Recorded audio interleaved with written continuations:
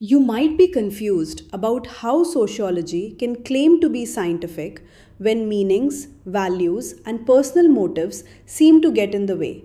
By the end of this video, you will be completely clear about how theory, fact, and values interact in sociological knowledge and why that matters for UPSC preparation. Have you ever wondered whether a sociologist is like a physicist measuring facts or like a historian interpreting meanings? This confusion is common in UPSC questions that ask about positivism, objectivity, and the interpretative traditions. So we will focus on exam relevant points from the start. We will first see a simple model of how theory and fact work together. Then look at why sociology faces special problems. And finally, examine debates on value neutrality and methods you must remember for the paper. And towards the end, we will understand a key idea that most UPSC aspirants miss about reflexivity and methodological pluralism. Start with this basic insight. Theory and fact are not opponents but partners in science. Think of a theory as a map and facts as the terrain. The map tells you what to look for, and the terrain can make you redraw the map. A good theory organizes facts, points to what counts as evidence, summarizes patterns into generalizations, and makes predictions. Facts, in turn, can trigger new theory, force revisions, or expose gaps that prompt fresh research. This back and forth is how scientific knowledge grows in natural sciences and in sociology. Take the natural science example. Surprising behavior of subatomic particles prompted changes in theory. Yet, the scientific method remained because theory and fact tested each other. Sociology works the same way, but its subject matter, human meanings, motives, and histories, makes exact prediction harder. Max Weber highlighted this difference and introduced Verstehen, empathetic understanding, and ideal types to help interpret social action. Weber did not reject scientific rigor. He argued that understanding actor meanings complements causal analysis.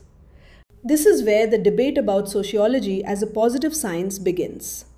Positivism treats social behavior like natural phenomena, seeking laws and regularities. But critics say that reduces human agency and meaning. Moderate critics like Weber recommended a mixed approach, while radical critics pushed for interpretative or hermeneutic methods. For UPSC, remember the contrast. Positivist methods emphasize measurement. Interpretivists stress meanings. Questions often test your ability to compare these positions. Now let us turn to value neutrality and objectivity, two closely linked but distinct ideas.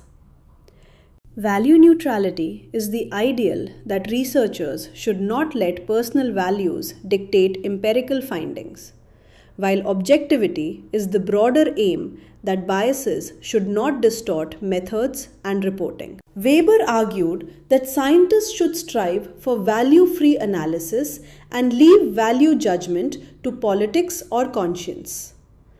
Critics such as Goldner and Mannheim argued complete value freedom is a myth, and some thinkers urge transparency about one's standpoint instead. Gunnar Myrdal advised openness about perspectives because choices about problems and hypotheses are value-laden.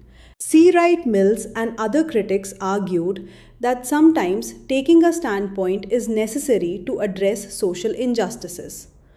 Practically, values operate at three levels: interpretation of text, ethical evaluation, and rational explanation of why actors pursue certain ends. So values are part of the social facts sociologists study, but that does not mean abandoning objectivity.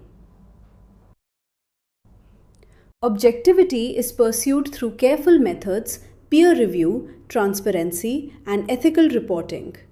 And this matters when research informs policy, but objectivity faces challenges. Viewpoint dependence, selective topic choice, and institutional pressures like funding and political interests.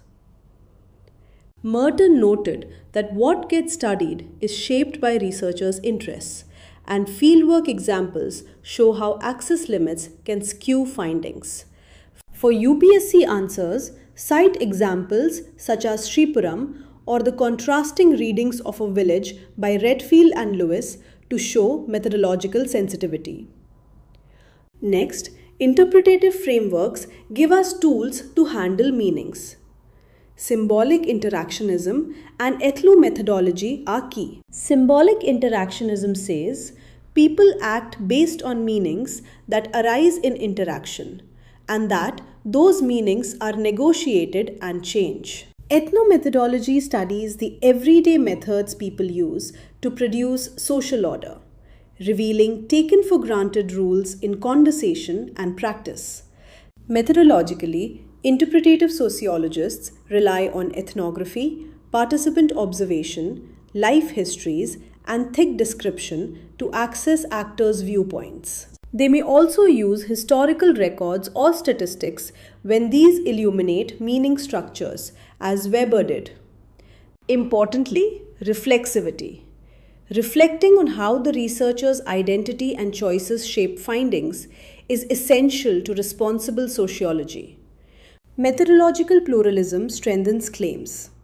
Combining qualitative and quantitative methods reduces the risk that a single approach distorts conclusions. Ethical responsibility requires transparency about values, accurate reporting, and sensitivity to the consequences of research, especially with vulnerable groups. For UPSC, emphasize reflexivity, plural methods, and ethics in answers. Examiners look for balanced, reflective responses. Quick recap. Theory and fact interact dynamically. Sociology faces special challenges because of meanings and agency. Value neutrality is aspirational but must be pursued through method and transparency. Interpretative approaches and reflexivity are not anti-science. They are ways to preserve rigor while respecting the social world's complexity. One key idea many aspirants miss is that admitting values and documenting them can be a mark of objectivity, not its opposite. Be prepared in the exam to compare positions, give examples of thinkers like Weber, Durkheim, Goldner, and Merdel, and propose methodological pluralism with ethical safeguards. You can score well by showing clarity about theory-fact interplay, citing concrete examples, and recommending reflexive methods. Keep practicing short, structured answers that combine theory, an example, and a one-line evaluation for UPSC Mains. Thanks for listening. Keep your curiosity alive, and remember, complexity in sociology is an opportunity, not a problem. If you want more model answers and topic summaries tailored for UPSC, continue learning with EduRev, where you will find notes, practice questions, and detailed lectures. Good luck and see you in the next lesson where we apply these ideas to a past UPSC question step by step. Lekha.